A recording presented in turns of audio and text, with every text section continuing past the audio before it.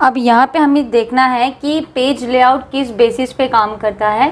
Page को setup करने के टाइम पे कौन सी चीज़ें हमें इम्पॉर्टेंटली याद रखनी है, कौन सी चीज़ों में हम गलती कर सकते हैं तो उससे हमें बचे रहना है। क्योंकि जब हम पेज लेआउट सेटअप करते हैं तब हमें बहुत सारी एक स्मॉल टॉपिक्स को भी काफ़ी क्लियर मैनर में देखना होता है। क्योंकि पेज लेआउट एक ऐसी सिनेरियो है जहाँ पे आपका जो डेटाबेस है वो अप्स भी हो सकता है, डाउन्स भी हो सकता है, कभी कभी डेटाबेस मिस आउट भी हो सकता है, कभी कभी आपका डेटाबेस में कुछ ना कुछ ऊपर या नीचे मिस हो गया, या फिर आपको कंटेंट कुछ और चाहिए था और मिल कुछ और गया। तो पेज लेआउट ही उसके लिए एक रिस्पॉन्सिबल फैक्टर कहलाया जाता है। तो यहाँ पे हम पेज लेआउट सेक्शन में setup a page layout printing के टाइम पे क्या क्या चीज़ें जो होती है, मार्किंग्स क्या होती है, मार्जिन्स को कैसे मेंटेन करना है, उसके बारे में थोड़ा एक ओवरव्यू लेंगे। मैं क्या कर रही हूँ ना, ये कंट्रोल ए करके कंट्रोल सी कर दे रही हूँ, कॉपी कर रही हूँ और एक ब्लैंक पेज को इंसर्ट कर देती हूँ, ब्लैंक पेज। और मैं वहाँ पे जो मेरे को ब्लैंक पेज मिला है वहाँ पे भी मैं सेम कंटेंट पुटअप कर रही हूँ, क्योंकि मुझे ना मल्टीपल पेजेस चाहिए। तो अब मेरे पास 3 पेजेस हो गए हैं with same contents and everything. तो अब ये सेम कंटेंट्स तो मुझे मिल गए हैं काफ़ी इजीली, काफ़ी अच्छे से मुझे यहाँ पे दिखाई भी दे रहे हैं। लेकिन हम अगर यहाँ पे लेआउट ऑप्शन, क्योंकि लेआउट ऑप्शन ही आपका पेज के लिए एक सेटअप क्रिएट करने वाला सिनेरियो है। लेआउट टैब के अंदर you get 3 different groups, page setup, paragraph, arrange. यहाँ पे 3 डिफरेंट ग्रुप्स आपको बता दिए गए हैं, लेकिन इसमें से ना कुछ चीज़ें डीएक्टिवेटेड है। अब वो क्यों डीएक्टिवेट है और ये एक्टिवेट कब होने वाला है वो भी हम अभी ही इसके बारे में जानकारी लेंगे। We will not delay it out. तो स्टार्ट करते हैं पेज सेटअप के साथ में। मैं बोलती हूँ मार्जिन्स। अभी मार्जिन्स बाय डिफ़ॉल्ट जो है ना वो नॉर्मल है। देखो जैसे मैं नैरो पे क्लिक करती हूँ तो अब आपको है ना मेन डेटा में कुछ तो चेंजेस दिखना चाहिए, काफ़ी डेटाबेस पे कॉन्सेंट्रेट करना। तो नैरो में क्या हो गया है, डेटाबेस थोड़ा सा चेंज हो गया। देखो ये हाफ सेंटेंस मूव होने लग गया पेज बॉर्डर की वजह से। अगर मैं मॉडरेट कर देती हूँ तब वापस इसमें बैक टू द नॉर्मल वाले चेंजेस आ गए हैं।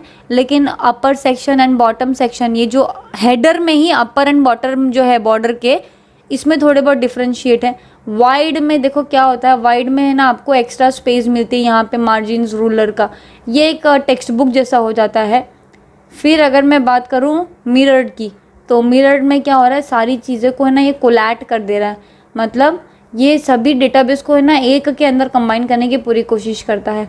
ऑफिस 2003 डिफ़ॉल्ट, मतलब अगर आप कोई ओल्डर वर्जन यूज़ कर रहे हैं MS ऑफिस का, like word, excel, PowerPoint में से, तो ये वर्ड डॉक्यूमेंट आपकी हेल्प करता है यहाँ पे किस बेसिस के लिए, डेटाबेस चेक करने के लिए कि आपको कौन से कंटेंट यूज़फुल है, कौन से कंटेंट यूज़फुल नहीं है, उसके बेसिस के हिसाब से। तो यहाँ पे मैंने एक वापस back to the normal layout में आ जाऊँगी, क्योंकि नॉर्मल में तो सारा ही कुछ सेम आ रहा है, एक्स्ट्रा स्पेसिंग भी नहीं होती। और कहाँ पे एक्स्ट्रा स्पेसिंग की रिक्वायरमेंट है वो माइक्रोसॉफ्ट वर्ड खुद डिसाइड करता है। ओरिएंटेशन 2 टाइप्स के होते हैं, एक होता है पोर्ट्रेट, एक होता है लैंडस्केप। अभी ये कौन सा है पोर्ट्रेट, कैसे मालूम पता चला आपको, क्योंकि यहाँ पे सिंबल हाईलाइट किया गया इसलिए नहीं। पोर्ट्रेट है क्योंकि ये स्टैंडिंग पोजीशन पे है, वर्टिकल पोजीशन पे है। लैंडस्केप यानी स्लीपिंग पोजीशन पे रहता है। यहाँ पे आपको पेज की साइज़ भी काफ़ी वाइड मिलती है और पेज की जो लेंथ है वो भी बढ़ जाती है, और पेज का पूरा डेटा स्ट्रक्चर जो है ना आपको एक्स्ट्रा आउटपुट देने के लिए रेडी हो जाता है। मतलब यहाँ पे आपको अगर कुछ चीज़ें डिज़ाइन करनी है तो you get enough of space, landscape and portrait. तो पोर्ट्रेट वर्टिकल है and landscape is similar to horizontal. Size, अब size is related to your pages, इससे हमें क्या लेना देना। अभी आप अगर कोई भी डॉक्यूमेंट रेडी कर रहे तो जाहिर सी बात है, या तो आप इसको सिर्फ हमेशा के लिए सेव करके रखने वाले हो, या फिर आप कहीं ना कहीं जाकर इसका प्रिंट आउट्स निकालने की प्लान कर रहे हो। तो यदि आप प्रिंट आउट्स निकालने के बारे में सोच रहे हो तब आपको पता होना चाहिए कि कौन सा पेज व्यू में आपको प्रिंट्स चाहिए। लाइक आपको लेटर साइज़ में चाहिए, या A4 साइज़ में चाहिए, A3 साइज़ में चाहिए, या नॉर्मल डॉक्यूमेंट फॉर्मेट बेसिस पे चाहिए। तो ये हमें ऑलरेडी पता होता है, लेकिन हमें इस चीज़ को नोटिस करने के लिए क्या करना है, आप प्रिंट आउट करवाने के पहले डिसाइड कर लो कि वो लेटर साइज़ है कि A4।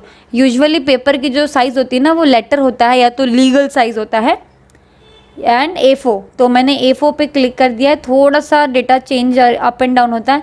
अगर मैंने साइज़ में लीगल करती हूँ तो फिर भी अप एंड डाउन हो रहा है। अगर मैंने लेटर किया फिर भी अप एंड डाउन हो रहा है। मैंने टैबलॉइड कर दिया तो ये थोड़ी सी है ना अपनी स्पेस बढ़ा देता है, लेकिन पोर्ट्रेट में ही रखता है। अब अगर मैंने साइज़ टैबलॉइड रखा है और ओरिएंटेशन अगर लैंडस्केप करती हूँ, बाय गॉड हमें तो कितनी बड़ी स्पेस यहाँ पे मिल गई है डेटाबेस डिज़ाइन करने के लिए, आप समझ रहे हैं। तो टैबलॉइड कुछ ज़्यादा ही बड़ी साइज़ नहीं लग रही आपको? बाय द वे है भी। अगर मैं वापस लीगल पे आ जाती हूँ तो लीगल का लैंडस्केप का साइज़ ये है अपना लीगल का पोर्ट्रेट का साइज़। एग्जीक्यूटिव थोड़ा और छोटा होता है। ये थोड़ा बिजनेस फॉर्म में प्रपोजल के लिए, परफॉर्मा बनाने के लिए, इनवॉइस बनाने के लिए एग्जीक्यूटिव साइज़ बेहद यूज़ करते हैं। A3 तो अगर आप कोई इवेंट्स का ब्रोशर्स या पैम्पलेट्स या कोई बड़ा सा कुछ पोस्टर आपको नॉर्मली प्रिंट करना है वर्ड डॉक्यूमेंट के ज़रिए पे, तो A3 is the highest size और इसमें कलर्स भी काफ़ी ट्रू होते हैं। B4 में थोड़ी साइज़ तो कम होती ही है, प्लस आपकी मार्जिन्स जो है ना काफ़ी नैरो हो जाती है। B5 बहुत मिनी साइज़ हो जाएगा आपका। एनवलप #10 तो बहुत और भी देखो मिनी। इसमें आप वाटर मार्क देख रहे हो कैसे आ रहा है, ये कोई बुरी बात नहीं है, काफ़ी अच्छा भी लग रहा है। आप इसमें टेक्स्ट साइज़ छोटा कर दीजिए, देखो कितना ब्यूटीफुल भी दिखेगा ये। तो यहाँ पे वाटर मार्क पूरा का पूरा कवर करके ले रहा है, राइट। अगर मैंने साइज़ को लीगल रखा है तो वाटर मार्क पूरा नहीं कवर कर रहा है ना, वाटर मार्क तो देखो उतना का उतना ही है और पेज बड़ी है। तो जब मैंने यहाँ पे साइज़ में एनवलप सिलेक्ट किया तो वाटर मार्क की साइज़ को कुछ इफ़ेक्ट नहीं हुआ है, लेकिन पेज को बड़ा इफ़ेक्ट हो गया, पेज पूरा चेंज हो गया है हमारा यहाँ पे। तो मैंने आपको यहाँ पे साइज़ के बारे में थोड़ा एक ओवरव्यू एक्सप्लेन किया ताकि आप जब इसको इम्प्लीमेंट करें तब आपको थोड़ा सा आइडिया बेहद इंपॉर्टेंटली पता चले कि हर एक साइज़ की वेरिएशंस अलग अलग होती है। कॉलम्स की अगर बात करें, मैंने अगर 2 कर दिया, पहले तो चलो Ctrl+A करके मैं उसको सिलेक्ट कर देती हूँ और मैंने इसको भी 2 कर दिया। तो 2 करने से क्या होता है, डेटाबेस हमारा 2 सेक्शन के अंदर डिवाइड हो जाना चाहिए, लेकिन मैं तो देख रही हूँ ये तो हुआ ही नहीं है। मैं कॉलम को 3 करके देखती हूँ, हुआ है क्या? नहीं हुआ है। ये मतलब स्प्लिट करा डेटाबेस को, 6 पेज में डिवाइड कर चुका है। अगर मैं वापस बैक टू द 1 में आ गई, ये 3, 2 और 1 का सिलेक्शन का मतलब भी क्या है कि ये कॉलम को अलग अलग कैटेगरी वाइज बनाने की पूरी कोशिश करता है, अलग अलग डेटाबेस में इसको सेव करता है। अगर मैं ब्रेक्स यूज़ करती हूँ, break page, column, text wrapping, next page, continuous, even page and odd page. अब यहाँ पे मैं नॉर्मल ब्रेक की बात करती हूँ। पहले मैंने न्यू थीम के यहाँ पे ना एक सिंगल क्लिक किया है और मैं ब्रेक्स पे जाके पेज पे क्लिक कर देती हूँ। तो क्या हो रहा है ना, वो न्यू थीम के यहाँ पे हमारा पेज एंड अप हो जाएगा और फिर जो उसके बाद का जो भी कंटेंट है वो नेक्स्ट पेज से कंटिन्यू होने वाला है। तो ये एक ऑप्शन है पेज ब्रेक का जो काफ़ी यूज़फुल भी है और इसको काफ़ी एडवांस तरीके से यूज़ किया जाता है। तो पेज ब्रेक यहाँ पे हमने ये देखा। एक होता है कॉलम।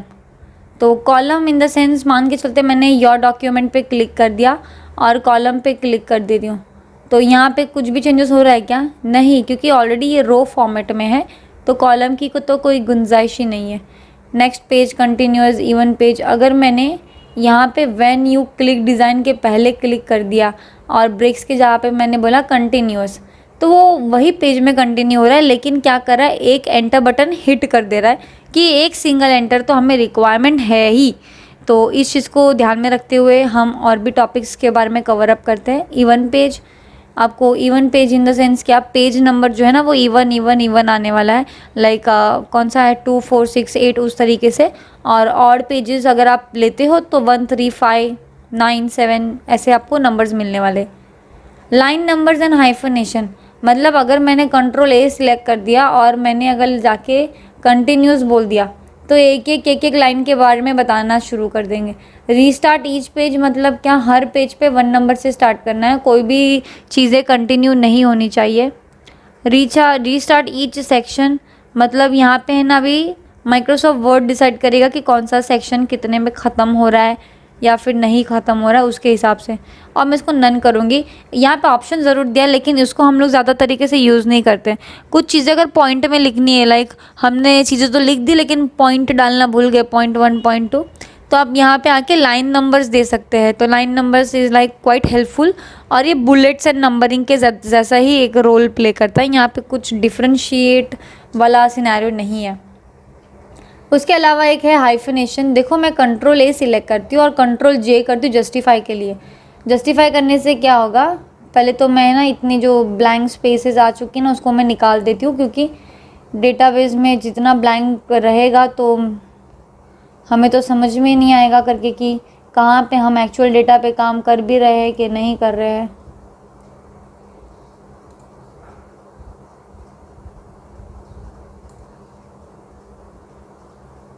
अच्छा मैंने पेज ब्रेक किया हुआ है।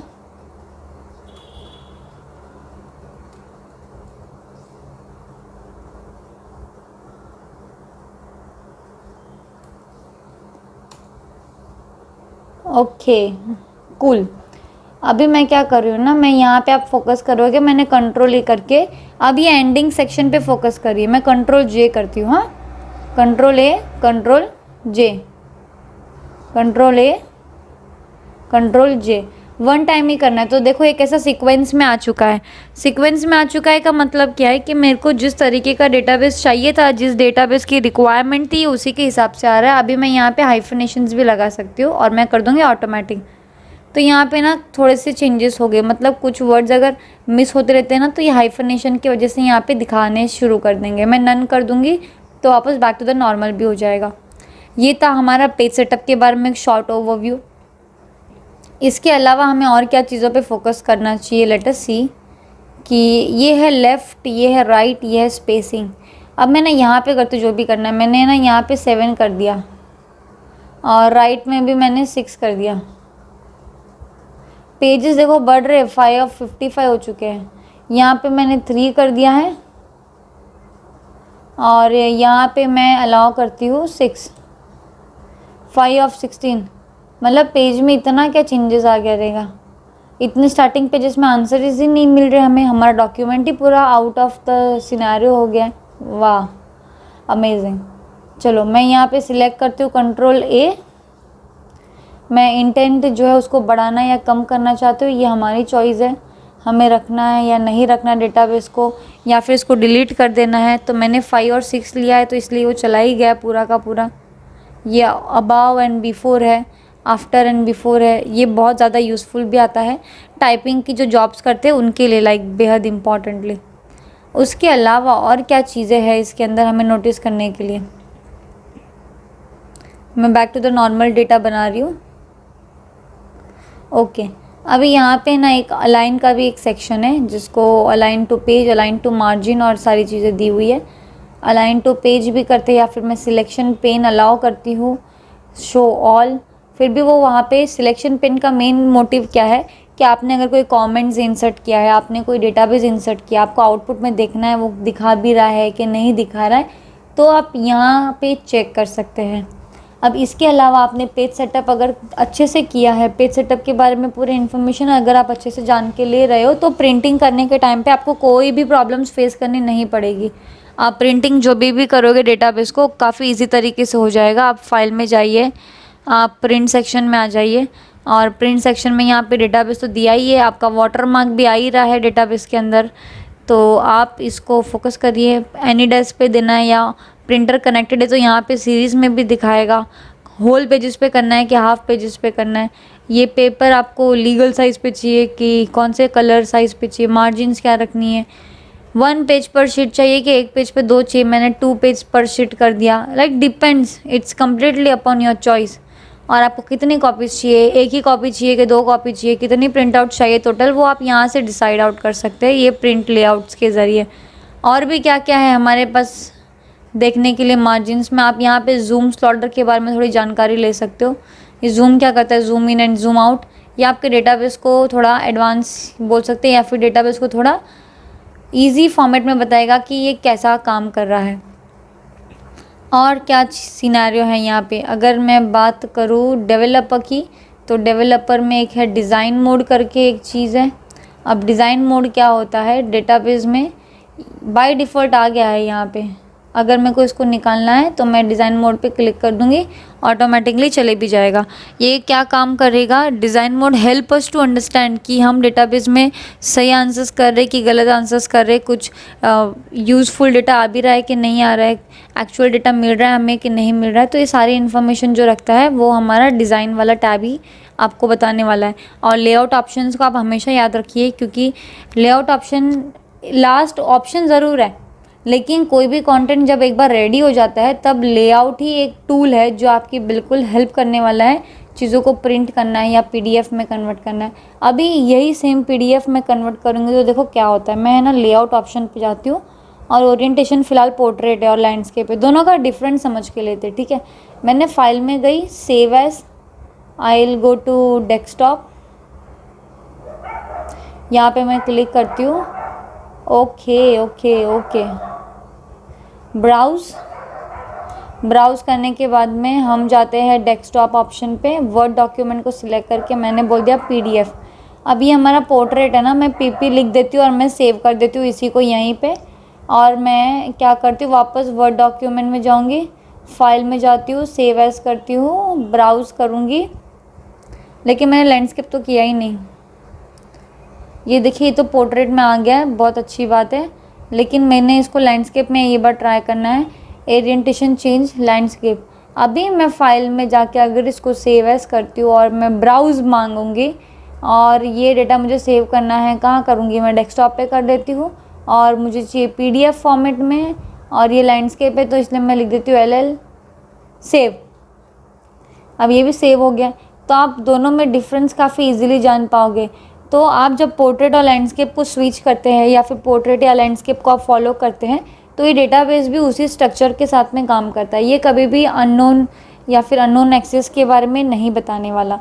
तो काफ़ी इजी एंड यूजेबल मटेरियल है, यूजेबल कंटेंट्स है। इसको मल्टीपल टाइम्स चेक करके लीजिए। अगर कुछ भी क्वेरीज आप फेस कर रहे हैं तो बार बार प्रैक्टिस करिए, बिकॉज ये जो सेटअप पेज लेआउट है, आप कभी भी कोई भी डिज़ाइन भी अगर रेडी करते हो ना, डिज़ाइन बनाने की जो पहले का स्टेप होता है दैट इज़ पेज लेआउट।